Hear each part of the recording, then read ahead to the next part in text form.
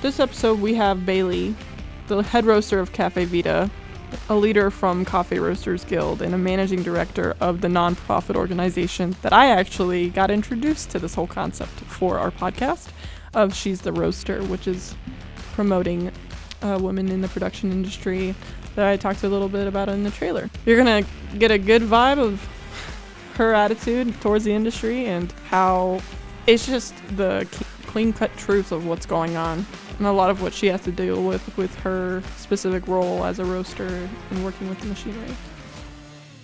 Yeah, I think it's really great that I get to talk to you first out of everyone because you've definitely been really influential to a lot of other women roasters. Aww. I would think so. That's really sweet. Honestly, not to just gravitate towards my whole journey, but everything when I went to the Roasteries retreat and got to sit down with all those women, it really that's what really started this. That's what really solidified me wanting to get to talk to all these women, and not even just roasters.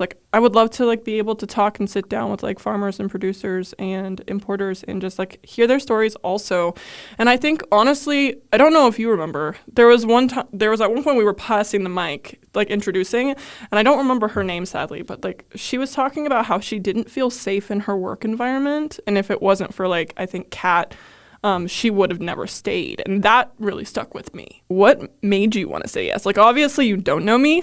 And it was my first time meeting me at the retreat. And I really approached you with barely any a communication relationship with you. Hey, I have this idea. Are you down? And you're down to be a part of it, obviously. So what really stuck out to you with wanting to really be on here? Yeah, I mean, it's kind of the value you take when you're in my shoes of taking over She's a Roaster and being that person that, if anyone comes to me with anything within means, I'm absolutely going to do it. And so something like this kind of checks all the boxes, which are is there a need for this? Is the person doing it with good intent? Is this something I think the community needs and other people would benefit from? And is this career developing for somebody? I think all of those things, it's outside of hey, can you get me a job, which I can't always do for everybody. These are the things that I invest in. So, unfortunately, I met you and I like you. So, that made it a lot easier, but I'm glad I gave off a first good impression in the 10 minutes that you got to meet me. Well, and like I said, those She's a Roaster meetup, it was really formative for me just because, the first time we did that, it was a tragically small number. And yeah, it was just really validating. And it's I don't celebrate enough of the successes, or I don't give a lot of time for the celebration of the successes.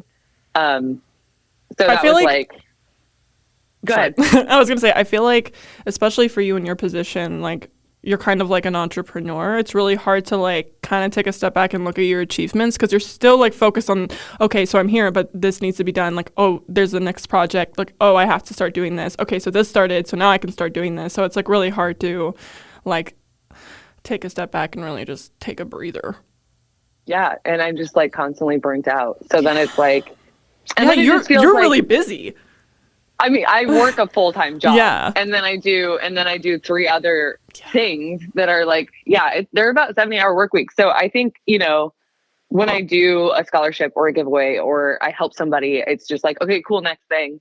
And I don't sit with it and, look at it. I'm okay, cool. It was a stupid gearbox, whatever. People need coffee gear. It doesn't matter. Next. And then I'm that's expensive stuff. And if you're starting in coffee, you need that stuff. So I don't sit with it long enough. And because I don't do that, seeing, the first She's a Roaster meetup of 9 or 10 people or whatever it was. And then years later, seeing that room full, that is gratifying. That's kind of it's a slap in the face. It's no, you're going to have to celebrate this. You're going to have to notice it now. Slap in the face. I was wondering which direction you were going with that. Yeah. It's literally right in front of you. I'm okay, wow, this is it's traction. And some days I think like A lot of the I women should too just, were really vocal about it too. So I hope you felt like appreciated that you should be, because I know that like having to run a lot of things, it gets really swept under the rug whether or not you feel appreciated or seen or valid, you know? right. Yeah. And it, it's not what she's the roaster. Like I'm not the founder, my mentor was, and, she hit this roadblock of like being a mother and starting her own business and was just like, I don't have it anymore. Like I don't have the energy anymore. And I was like, oh, I'm young and like 21. Like I have the energy. I will do this. And now I feel like I'm becoming her when she gave it away. Like now I'm like, okay, It's a lot. somebody else that has like more energy should do this. Cause Yeah. I just don't feel like I'm ever doing a good enough job. And maybe that's just like non-profit-esque work that you always feel like you got to be doing more. Yeah. I often compare She's the Roaster to like a humane society where it's like you do it, but you want to do it more. And like you want to bring home all the animals and but like you just are one person and you're like, I'm exhausted. Yeah. Yeah. Yeah. I can see.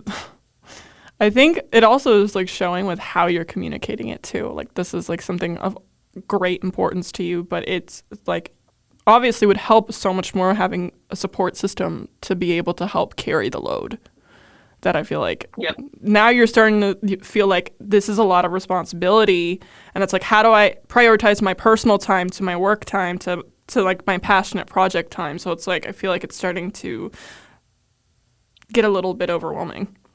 Yeah. And it's, there's people like, I know what I have to do next in order to like progress this. And I just don't even have the energy to, Yeah. So, big picture stuff for She's the Roaster next year, post holidays. I just need to get through this, but like post holidays, maybe like March or April, I would like to, form committees, right? So I'll still keep the email. I'll still, I'll give away the social media to somebody. There was one person at retreat that really wanted to run social media for She's the Roaster. And yeah, I'll just have committees. I was thinking like a sponsorship. So somebody that like goes out and seeks sponsors for whatever. Somebody that does like events. So whenever there's a trade show like Expo, right, or Coffee Fest, like they can find spaces for us to hold events and they can like facilitate those connections. Yeah. And just kind of like get a committee and we'll all meet up like once a month, once every other month, like as see fit, whatever. Yeah. Plus, So that's long term for me. Yeah, no, that's great though. Like it sounds like you're starting to split off the work that you're probably doing all by yourself to people who could possibly be passionate about doing it. And it's good that the retreat gave that to you, like they gave you like people who like want to reach out and help because they're also passionate about the same project, like this person right here. This person talking to you. Right. And, like She's the Roaster, it was so cool when it started. It still is cool. I don't need to use past tense, but it's a need for it. And I think at the same time, like women started doing and applying and showing up and I don't know, like fucking shit up, like when it started. And it was just kind of this like cool, like club, like they had shirts and like, it was cool to have a shirt and like to work with men and like have it. And like, I don't know, this cool, like clubhouse, like it was really spring. And I hope that it still is. But the fact that like just a random woman started it for no reason other than she wanted to. And so like seeing people like you take on your own projects about things that you care about and you like if that's all She's the Roaster does, I'm totally fine with it. Like that's sick. Yeah, because bottom line, it's like a lot of what I want this platform to be is not even just like obviously connecting and like having discussions where it's really hard to talk about coffee stuff with non-coffee people, but it's also like it's a sense of finding community and like being able to be like, hey, I see all the work you're doing. Obviously, your role specifically is a lot of work. Like, I want you to be able to feel validated and feel like comfortable to tell your story and what you've experienced and how you got to this point. Because obviously, it's a lot of hard work. And I know that you said that you took on this role from your mentor and you're like, oh shit, okay, so here I am now. But I mean, like, you've obviously like touched a lot of people's like hearts through what you're doing with She's the Roaster. Because honestly, like as much as your mentor did start this, you still have geared it towards a specific direction. Like you should give yourself some credit for the work you do. Thank you. Yeah. Yeah, definitely. And you know, it's I grew up around a lot of like construction worker type guys, and like so like being like the token woman, that's not like a new concept in my life at all. So it's funny because it's like it's less about that for me. I think like with all this volunteerism stuff, you know, She's the Roaster, Coffee Roasters Guild, SCA, like you name it, any of that stuff I do, it's so much less about you know, being the only woman in a room or gender, or as much as it is like, I had the shittiest coffee career. I had the shittiest What happened? bosses. Oh my God. Like what didn't happen? Yeah. I mean, it like as a collective whole, a manager in situations where, you know, we were having racial discrimination and third party audits with a mediator, like sexual harassment against me, and then seeing it to other people, like walkouts, wage theft. I mean, like, what haven't I gone through in coffee? And I just feel like it shouldn't be that fucking hard.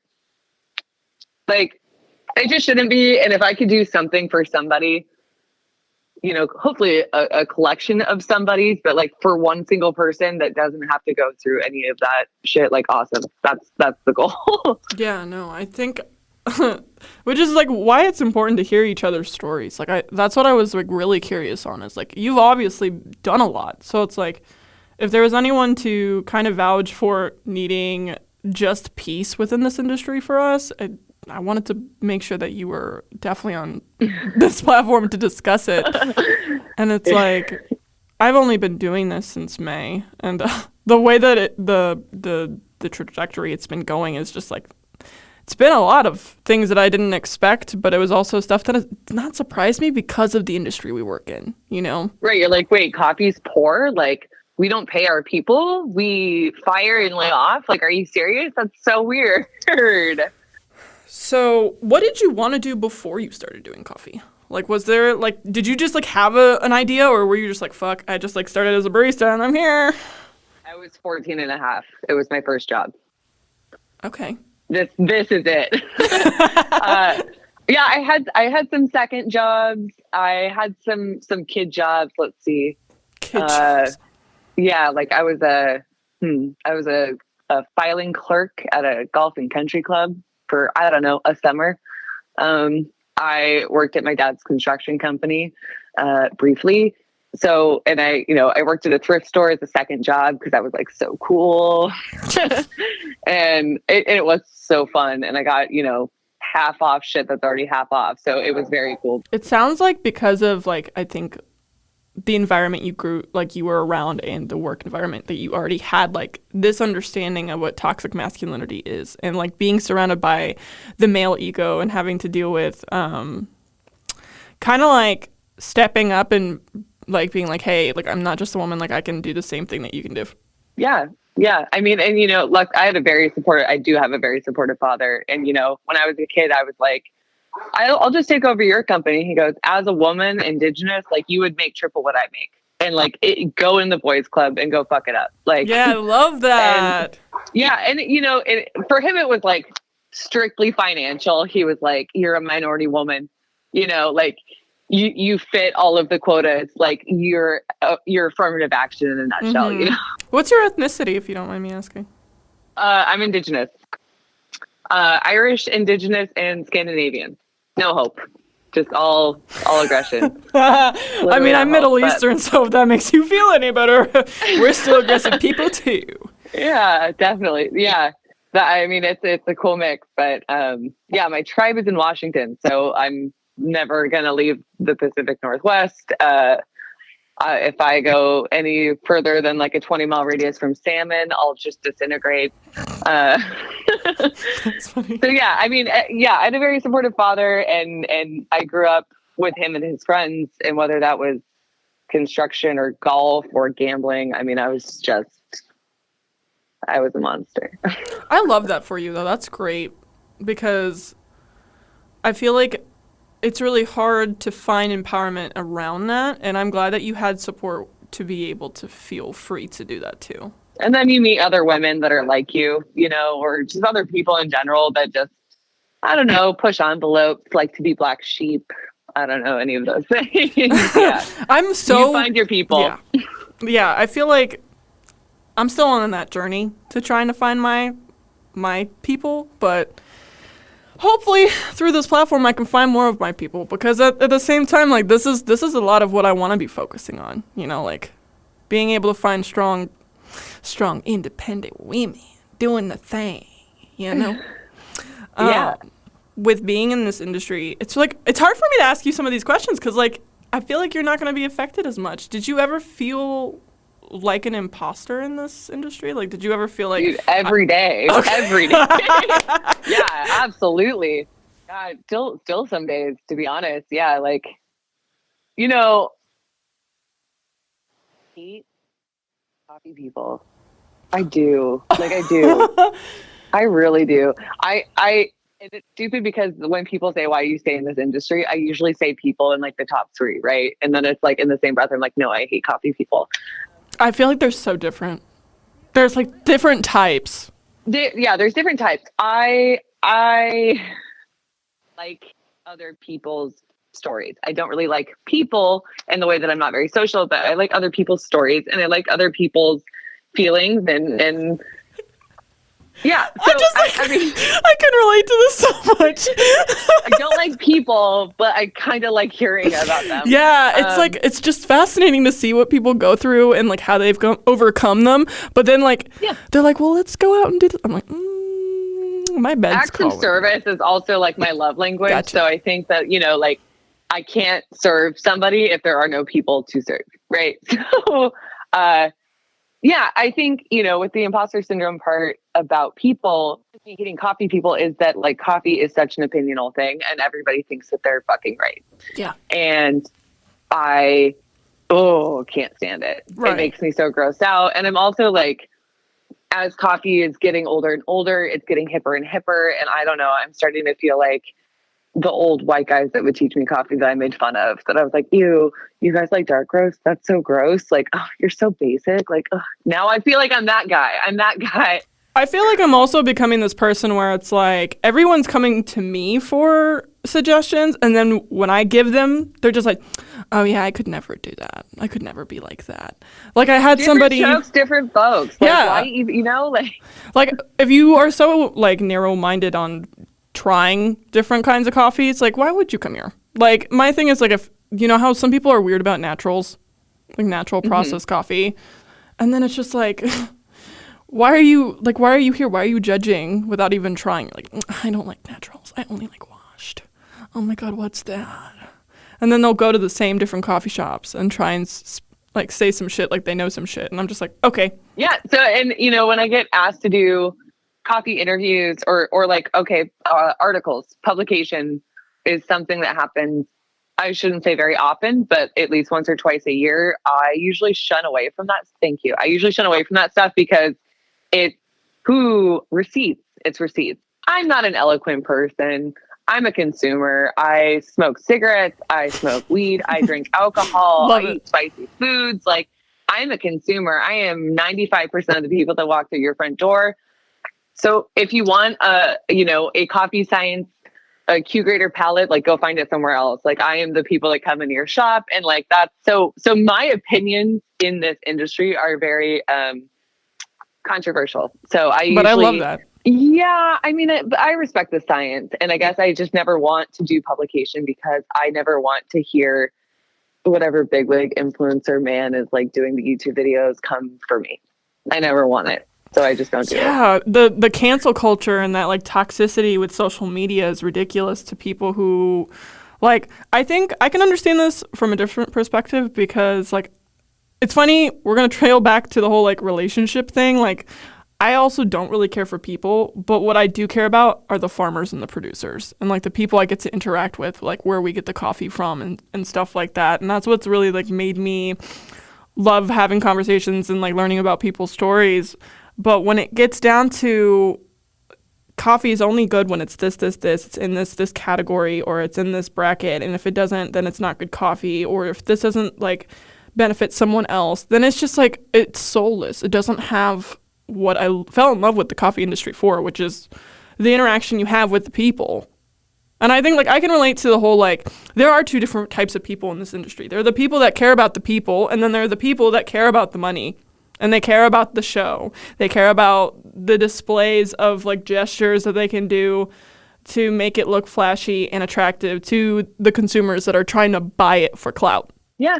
And I guess, so I guess I feel like an imposter all the time when a lot of why I won't do those things is fear of being told that I'm wrong.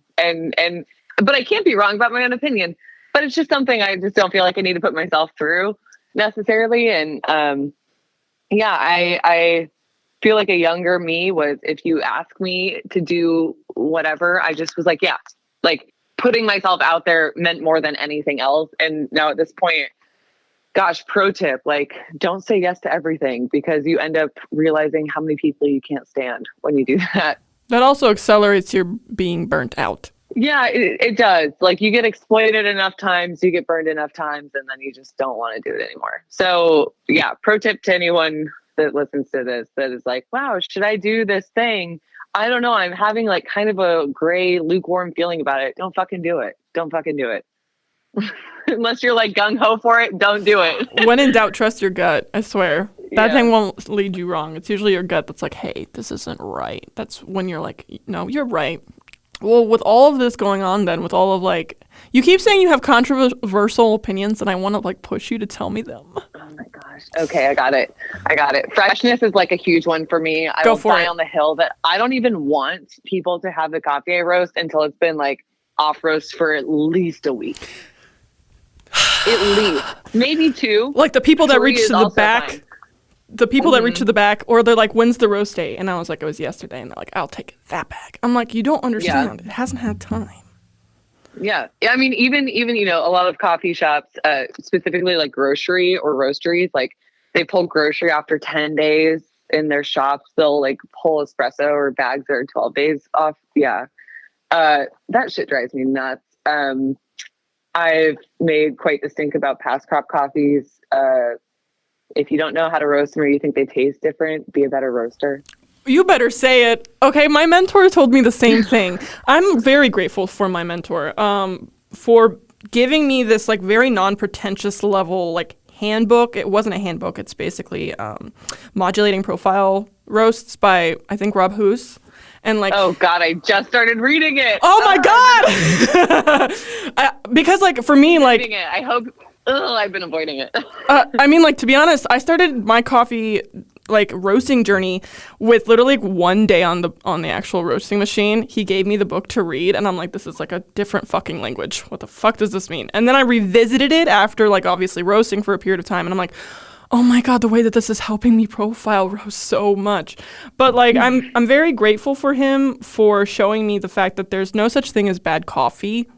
Like, and there's obviously like the whole past crop like phenomenon mystery, and I'm like, we've had coffee come in where it is past season and it's fucking delicious. Yeah, and if you're cupping it and you're like, wow, this doesn't taste the way I want it to, like it should taste different. Like it should. But if you can't find a way to make it still taste good and servable and up to, like, that's on you. Yeah. That's absolutely on you. Also, like, we say a year. I did another podcast talking about past crop and that we don't have, overaging coffee, like what degrades is volatile acids, right? So like super bright acidic coffees, you have to understand that those acids and those fruit notes are going to go away, first and second. And we also don't have a gauge on green coffee bags that says like, this is the rate at which it's losing volatile acids. Like, okay, make it a dark roast then. Like, awesome. So you can no longer do the thing you bought it for. That sounds like a you problem. Yeah. And yeah, I just think if we know that every single coffee is different and approaches to every single coffee is different, like, so when it's old, then you just throw it away. Like, I just don't understand people. But that is another controversial opinion I have. God, I put half of a Meyer lemon in flash brew sometimes. That's a big one too. Everyone's like, ew, you do that? I'm like, yeah, I do that. Yeah, I like that. whatever. Yeah, just kind of some stuff like that. Little things like that everywhere. Not well received. Yeah, I feel like everyone expects that. Like, what's really interesting is how changing the industry is, but like people are so stuck on like things that haven't progressed either. And it's funny because I feel like I have this problem with like the whole like imposter syndrome, and I also have a problem with like some things that I would consider controversial, which is what I started this podcast for. I was like, man, there's some shit that literally made no sense to me at the retreat when I was there, and I was like, why is this happening? And I just like came back home and I was like, okay, so are we going to talk about it or not? Because I don't want this to just continue happening and people don't know, you know? I feel like the industry is already pretty gatekept for no reason in the first place, which makes it so unapproachable for people to even want to be a part of it.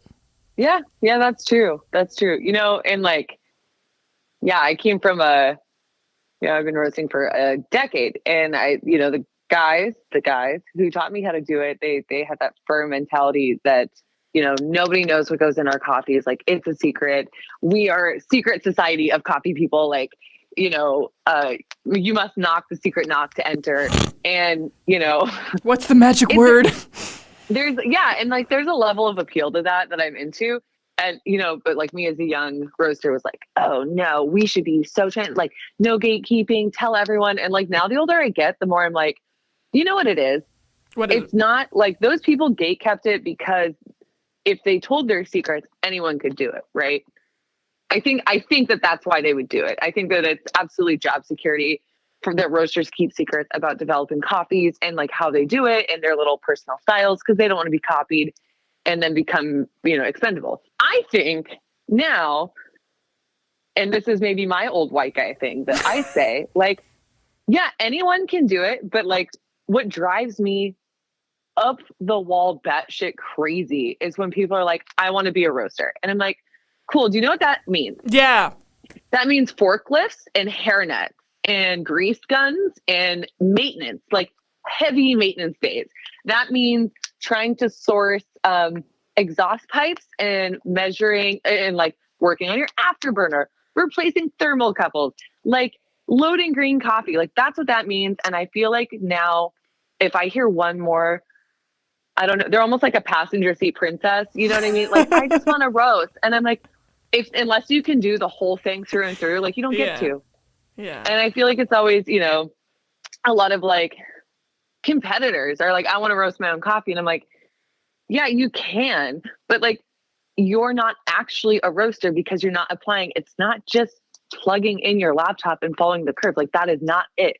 And unless you're going to embrace the mechanic side of it and like the hard manual labor in it, like I don't really want to talk to you, Yeah, there's like certain parts that people like expect being a roaster is like the aesthetic of it, and then they do the actual job and they're like, oh, it's anticlimactic. And I'm like, I don't know what you were expecting. Because I'm like, yeah, come by a maintenance day. You want to learn how to roast? You're going to have to put on a coverall and get through this 3-foot exhaust pipe with me. You're going to have to crawl your whole body through it. It's not fun. No, I completely agree. I feel like it's also just like, it is very physical. It's a very physical job that I don't think a lot of people realize. I have a herniated disc from it.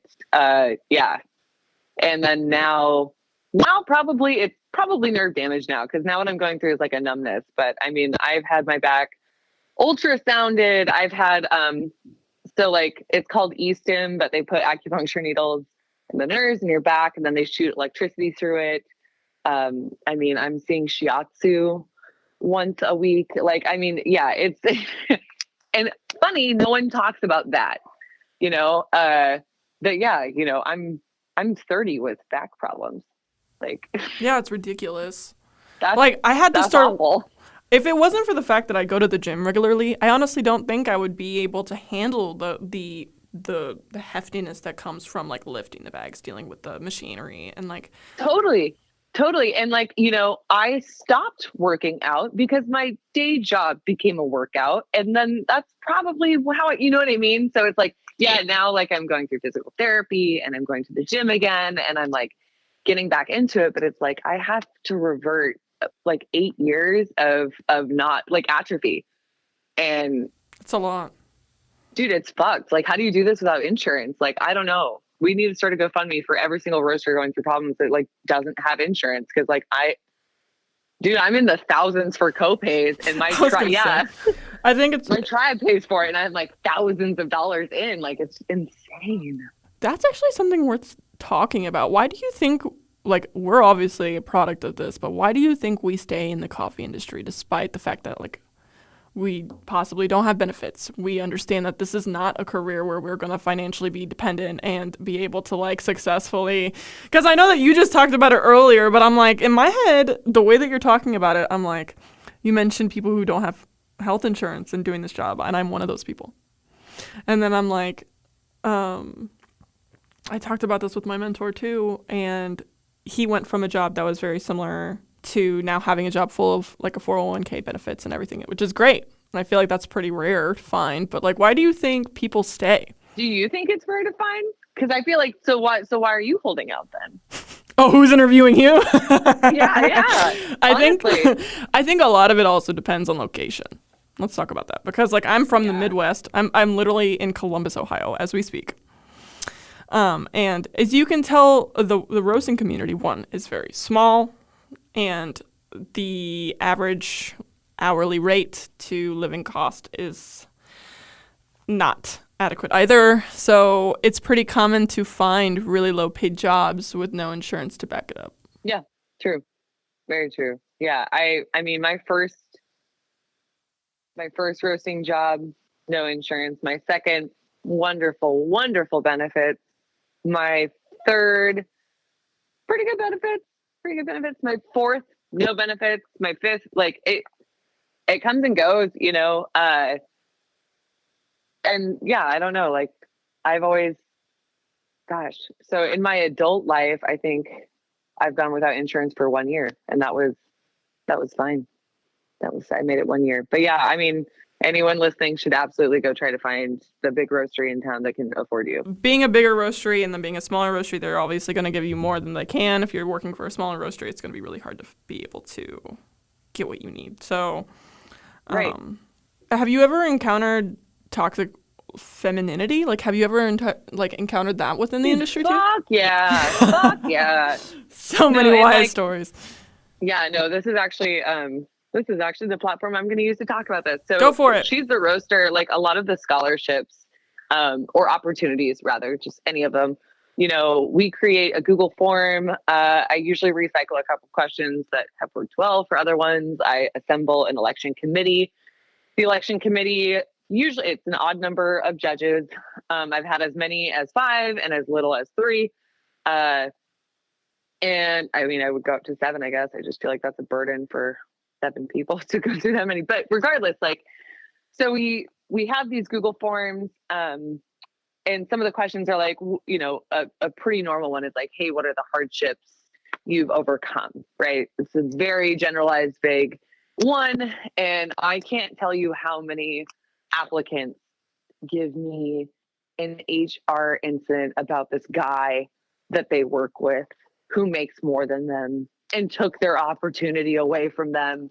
And how dare he, and they're using names of these men and like really passionately, aggressively attacking them. And I'm just like, hey, listen, I've been there, but I automatically scoring those candidates incredibly low because the whole point of it is not to drag men down. It's actually just for you to pull yourself up.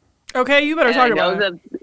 I know that that's exhausting. Like, trust me, I fucking know that's exhausting. But like, you know, I've worked with mostly men my whole life, and they're all kind of awesome. I've hated a fair amount of them. Don't get me wrong. You know, and like there was one who's incredibly sexist. Like he would say terrible things. I remember he said pretty much anytime a woman talks, I just can't hear her.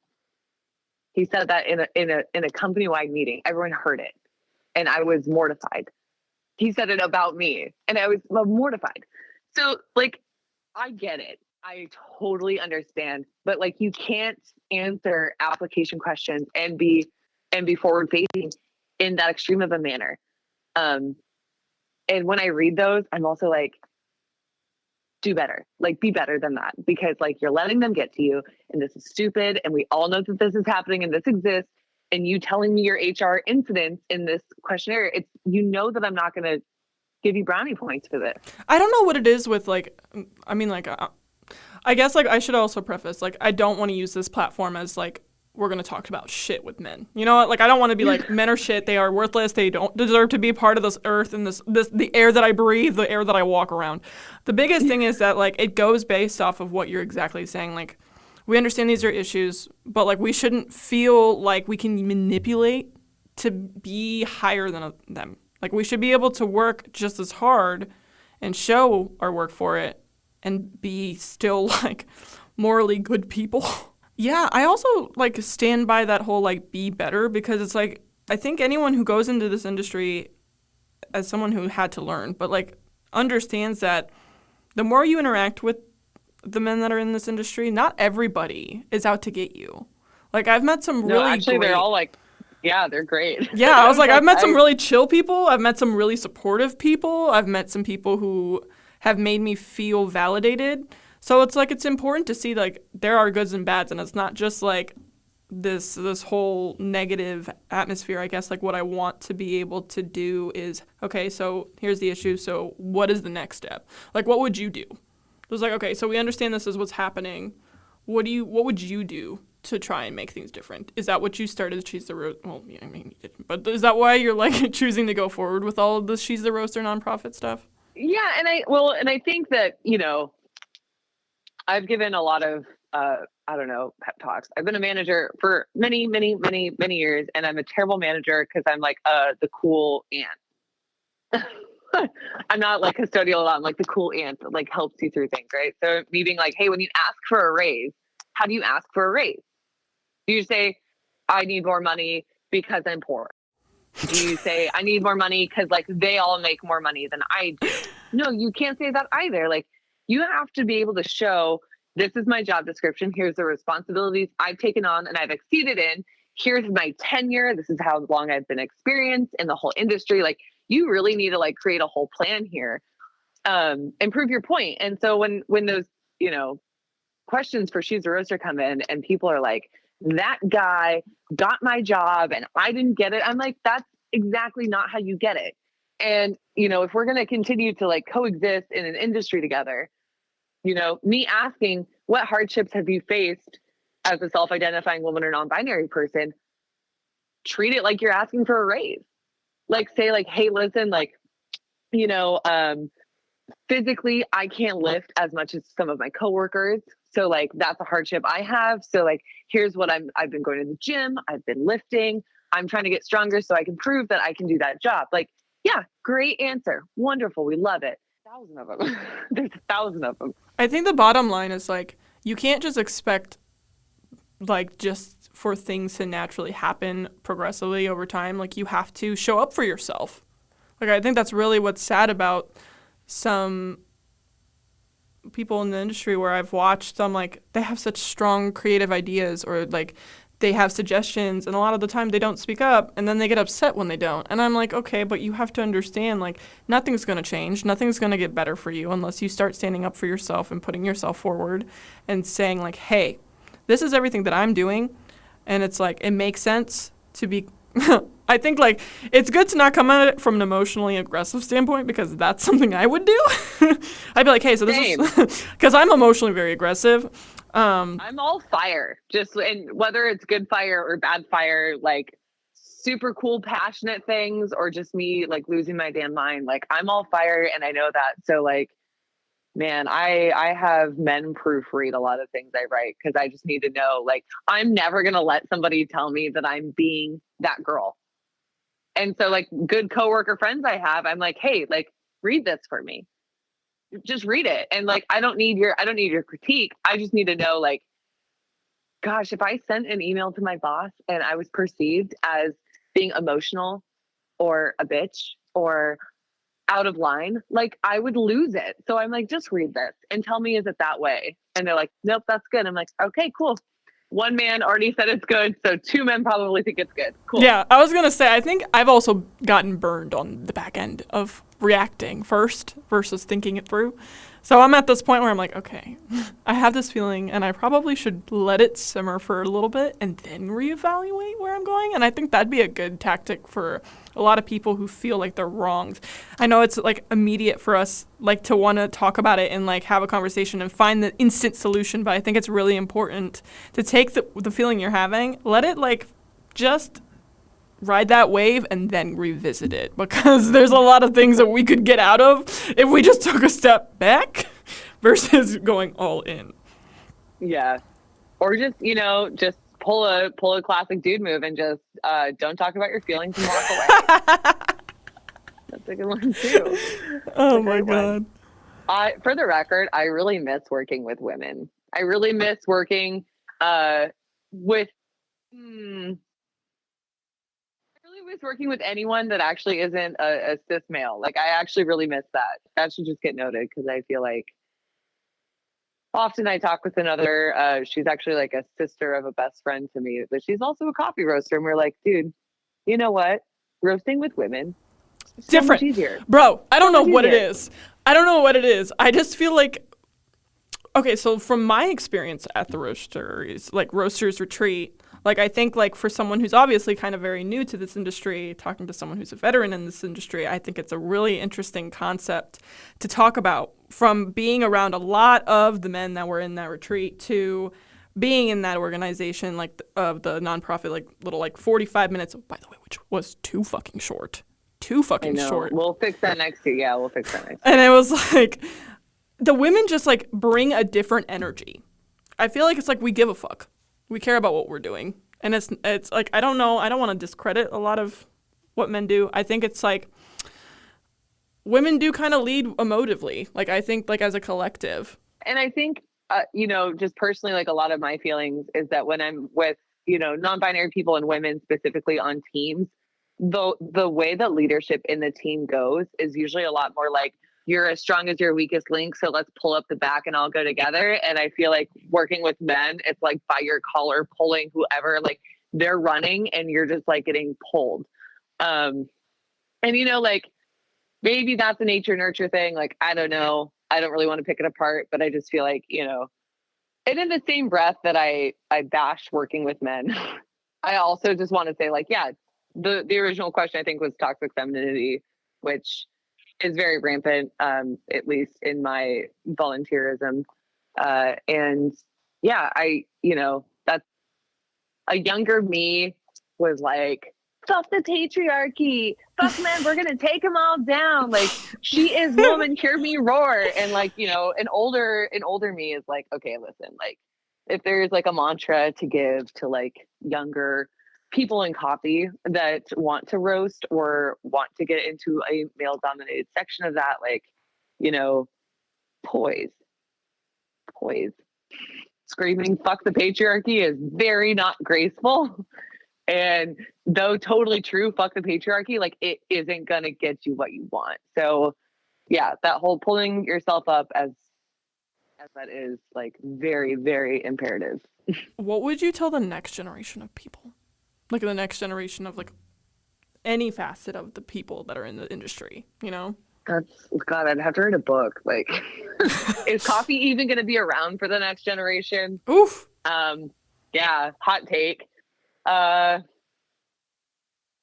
don't know, dude. There's so many, like, I wanted to say something like totally flippant and just be like, it's just fucking coffee. Because that's something I think I say like once a week.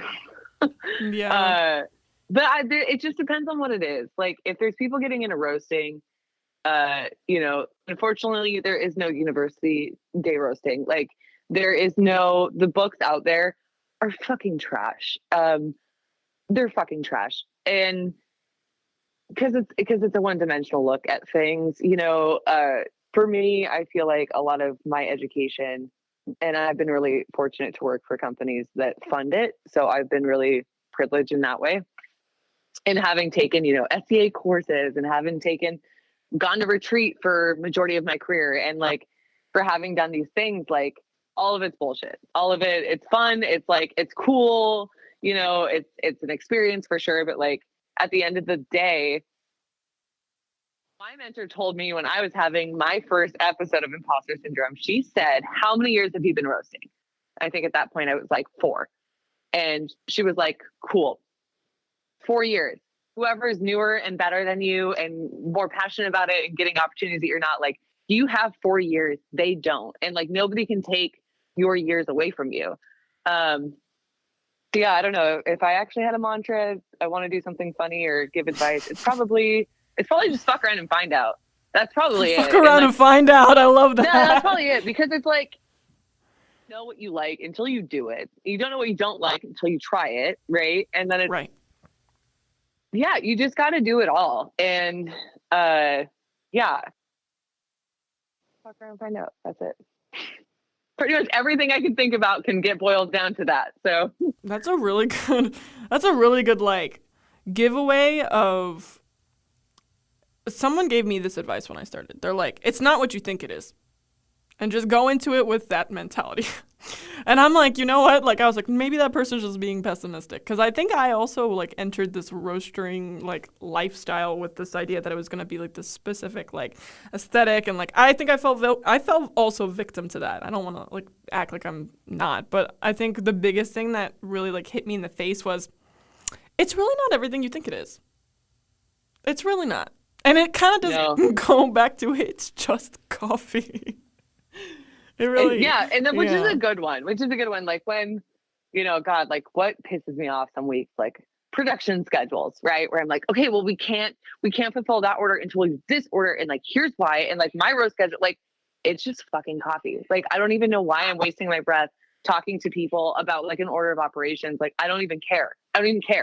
Just like, let's do whatever.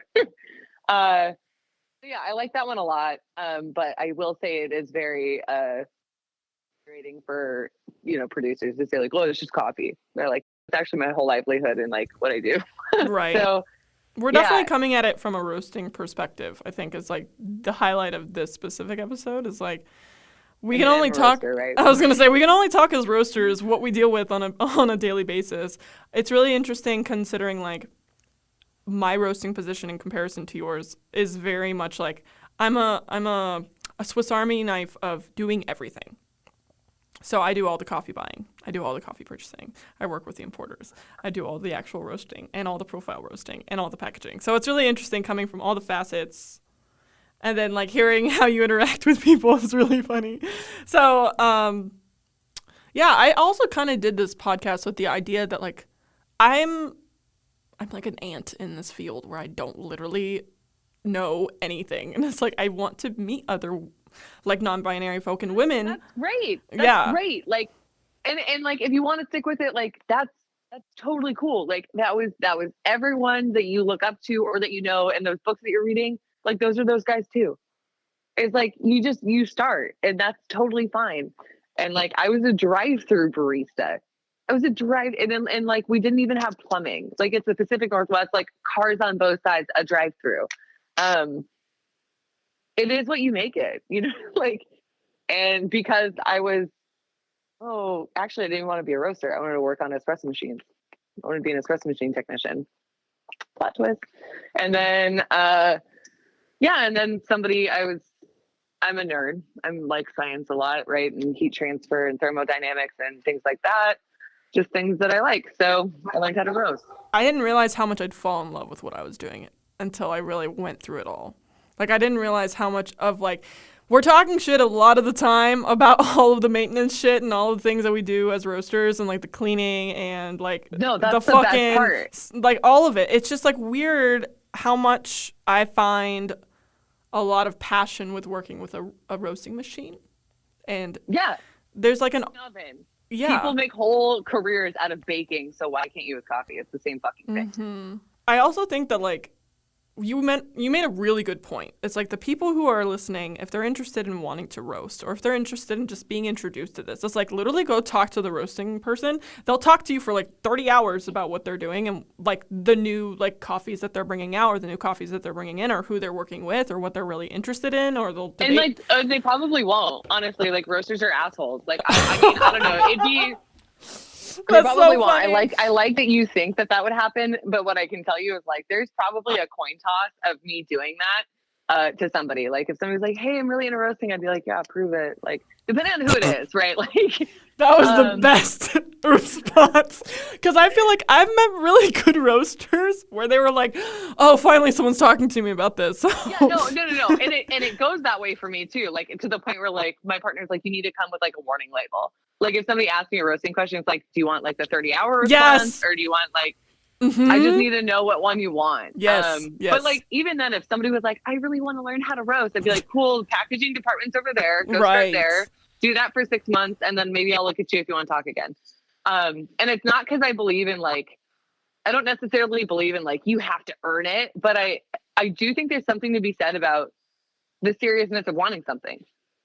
You know, you can't just be like, hey, I want this thing, give it to me. It's like, well, you know, like we all start somewhere, and I'm really anti the whole like roaster apprenticeship thing. I think that that's bullshit. It's a way to get free labor. And, you know, it's gatekeepy. But at the same time, like I'm not going to invest 6 months to a year of teaching you things I've spent a decade plus learning just for you to end up like leaving me in 3 months because you don't like it. I think that's also like, that's a really good way to talk about how hard it is kind of to find a roasting gig if you have no experience. Is that a lot of people don't really expect you to stick around once you start to find out what it is.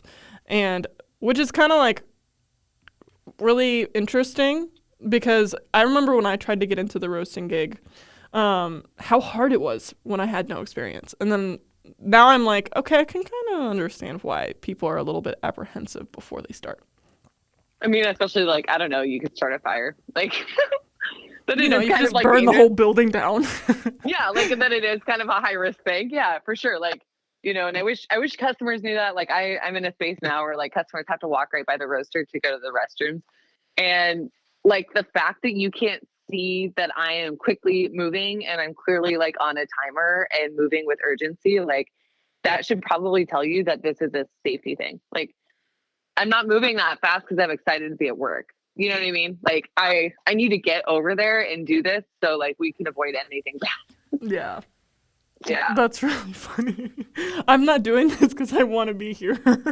Yeah, like I'm hustling. Like and for a reason. Like, yeah. You know, and back to fuck around and find out, I think a lot of my skill set outside of shoes roaster, outside of volunteer stuff, like a lot of my skill set is like roastery management. Like I used to green buy. I didn't like it. Not really my cup of tea. It turns out I'm a bleeding heart for a sales pitch. Like if a farmer comes to me, he's like, hi, buy my thing. I'm like, okay, yeah. So I'm not good at green buying. Not very good at it. So in roastery management, things like that, like no one tells you where to get. I have a very old roaster right now from the 60s, and it's powered by belts like that you would see on a lathe. It's a 1963 roaster, so go figure they don't make those belts anymore. So when they break, where do you get belts? Anyone? You don't know. You have to go find them. Mm-hmm. And so it's things like that. Like, you know, we had my afterburner was failing. There is no like afterburner.com company. In fact, if you Google an afterburner, it's actually a jet engine that pops up, which isn't on your roaster. So or it'd fly away. Yeah, like so like all of these things that you use all the time, like there is no like warehouse supply roastery thing. So you just, and I'm really good at creative problem solving. So, you know, those are the things I think that makes a roaster is like, okay, but you need to go find that part. You need to go try. And a lot of it's me calling people and being like, hey, do you guys work on afterburners? And they're like, a what? It's like, never mind, next. Yeah, I think that's what makes a roaster. It's not people like, I just wanna roast a batch. Haha, it's fun. Like you have to do the shit. Yeah. Maintenance fuck around and find out. Yeah. That's gonna be forever the slogan of this episode is just fuck around and find out. Did you happen to see, like, I don't know if it's like I get spam emails from different, you know, like once you buy something once from one importer, they'll send you like forever spam emails. And it's like, my thing is somebody somehow sent me something and it said like 23% of coffee roasters are female. And I think that number really blew my mind and it kind of has stuck with me today. If there's actual science. In a good way or a bad way? In a bad way. Okay, all right. Hey, that's a higher percentage than I would have thought. So it actually kind of blew me away in a good way. Okay. I think it's just like that's not enough. I feel like I hate when I wouldn't be mad if it was closer to the 50s, but I think it's like harder for me to really like be passionate about this industry when there's not enough female queer representation. And it's like sad that a lot of the queer folk kind of are in the customer service aspect of being baristas. I don't know why that is at all. I think. Well, that's sarcasm. I actually thought about this yesterday. I was talking about it. I said, sometimes I think like She's the Roaster, like the job is done. I feel like there's a lot of women in non-binary representation now. Clearly, like the She's the Roaster room, like that's exponentially more than there was. So I don't think the work is ever done. Like I don't want to sound like, okay, cool, I did the thing where, but like I'm like, is there a need for this anymore? Like, is there really? And yeah, I mean, fuck yeah, there is, I guess. 23%. It's still very low. I'm just really impressed that it's that much more. Yeah, I feel like you're also coming from like, not to make you feel old, but you're also coming from another generation of coffee. And I'm like, maybe it's like this naive young spirit that I have towards like the fact that like there's not enough queer folk and there's definitely not enough females that are working in the industry. And then you're like, it's just coffee, chill the fuck out and fuck around and find out. No, but yeah, I mean, but guess what happened? CEOs retire. The roasters that won't leave their machine for years, they die off and go away. I don't know. They just wither and fly away. Kind of. I mean, I've worked with a guy roaster who worked for a company for 23 years before he left. I currently work with a man who's been at the company for 24 years. Roasting jobs,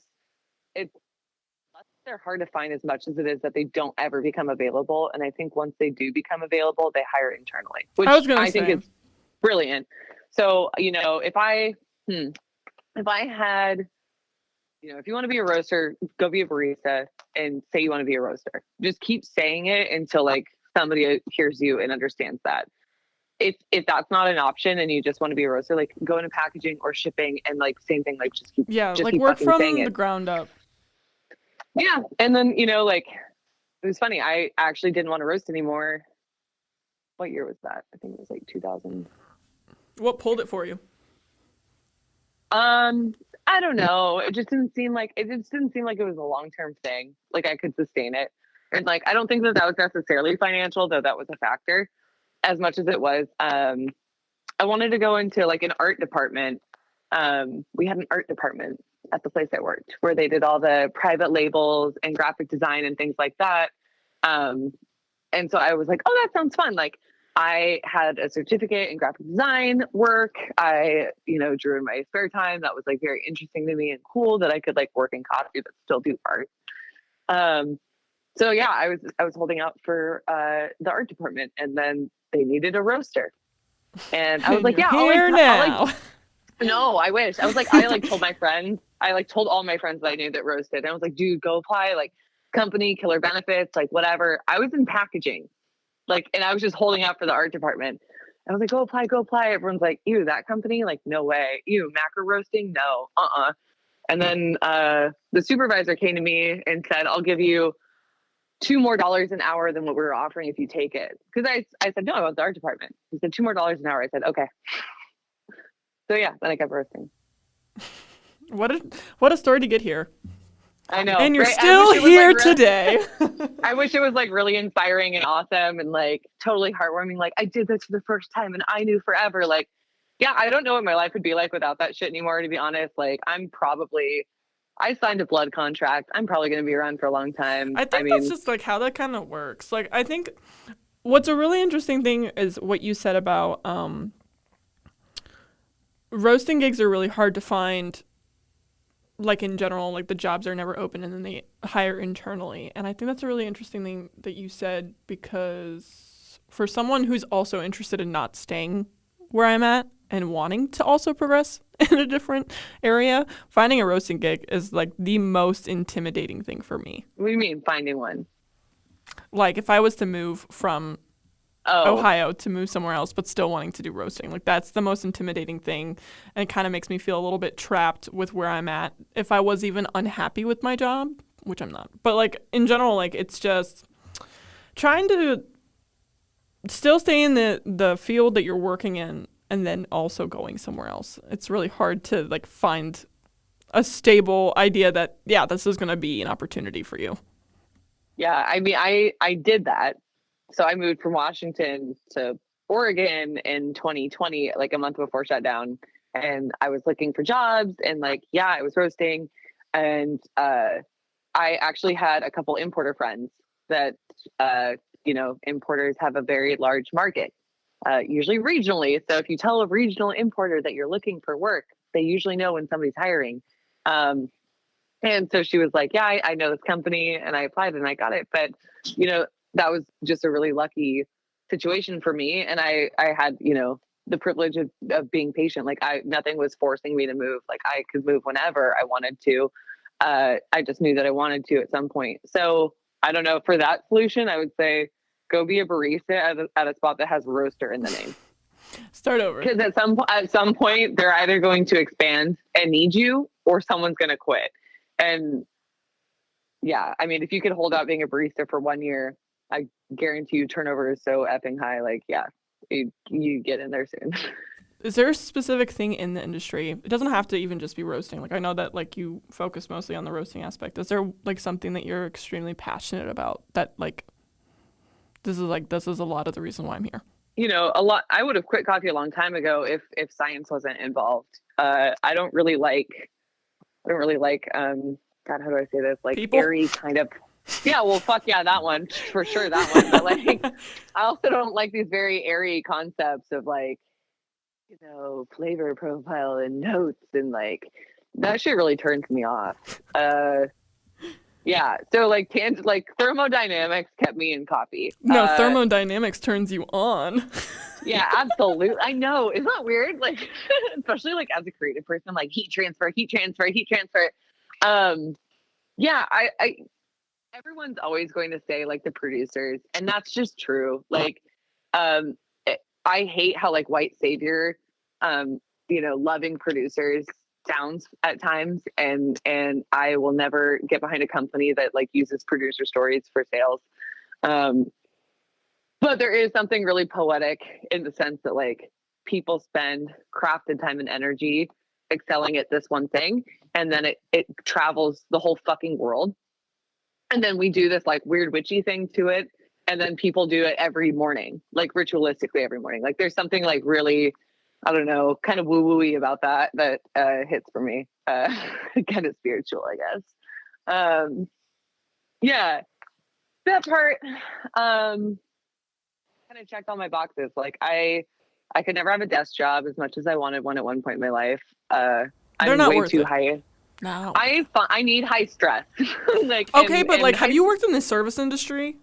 Yeah. That's why. I am convinced, as someone who's worked in front of the house and back of the house, I don't do well in a stationary situation. Like I need to be constantly like almost multitasking and doing a lot of things. We can blame a lot of our work experience for that. Yeah, honestly. Yeah, and coffee. I drink way too much coffee. I don't even know. It's weird. Have you ever heard bankers talk about money? Yeah. And they say like at some point they're like touching it all day, that they're desensitized. Like it's not even hundreds of $1,000s that they're touching. Mm-hmm. I feel that way about coffee. Same. Most of the time, which is very sad, but also like I think a true testament to how much I've ingrained this into my whole identity. I'm pretty sure like 95% of my body's like blood count has like caffeine and coffee in it. Oh yeah. And like it's kind of weird that I keep fighting a good fight in the industry, because I feel like, as somebody that's like punker than hell and listens to death metal and wears all black and like swears like a fucking sailor and like I do every bad thing to your palate that like you should not do. Like I'm really not the type of person that does this, and like sticking with it. I don't know. It's just what I fucking do. I don't know. I don't know why I'm doing it. I think it's really interesting that you say that, because I think what like really gravitated me towards also staying in this industry is just like the people I've worked with.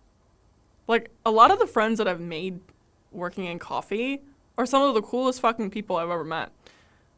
And some of them are That's really true. like, I think it's like, I don't know if this is my extroverted side coming out where I'm like, oh, this is like, these are really cool people and we all kind of like the same shit and like we all have the kind of like this like artistic starving syndrome, like starving artist syndrome, and we're all really cool and it's a queer like inclusive space, and it's just like it's always been like this like cultural thing for me more than the actual job. Like I don't know how many Yeah, times as a barista all of us have like suffered together and that's made us stronger.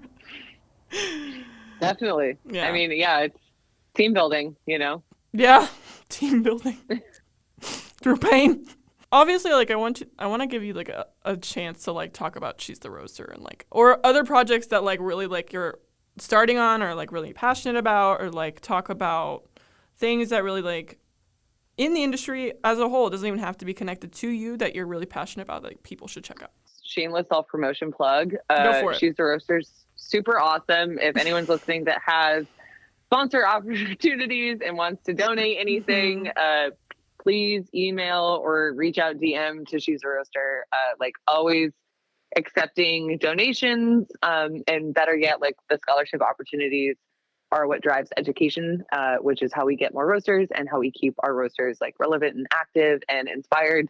So like that, I have a fat box, actually like 2 storage containers full of donated merch from companies like Slow Pour Supply, Department of Brewology, AeroPress, Ernex. They're like saint sponsors that literally just give and give. So it's awesome that She's a Roaster has the platform and the donations to just like give away things. That's so cool. Um, Coffee Roasters Guild retreat. I will die on the hill that, so this is my second term. Most people don't do 2 terms. Most people are smart enough to get out after 1 term. But this is my second term. They're 2-year terms. This is my second term with Coffee Roasters Guild, which is an international, I don't know, council, so to speak, of people.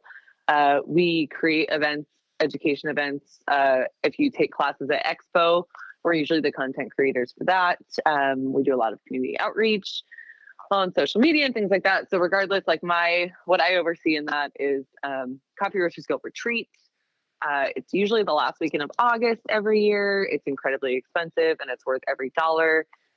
Even if I no longer am on Coffee Roasters Guild, I'll probably keep a hand in retreat, just because I am like absolutely #1 fangirl for that thing.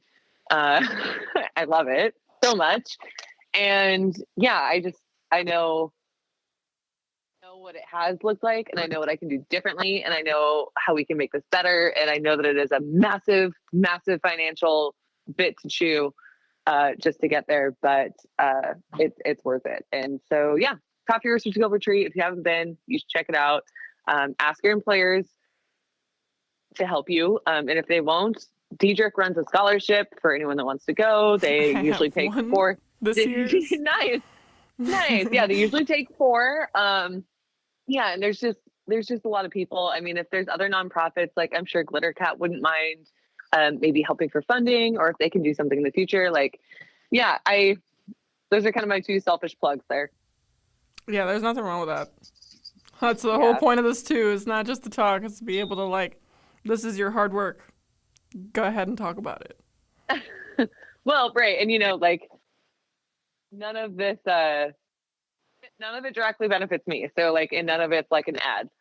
If you want to directly benefit me, there's actually no way to do that. But I do work for a company where you can buy their coffee. You never again, said like, where you work. I work for Cafe Vita. They were founded in 1995 in Seattle, Washington. They've been around for a long time. I grew up in the Seattle area, so I am very familiar with that company, seeing as I was born in 92.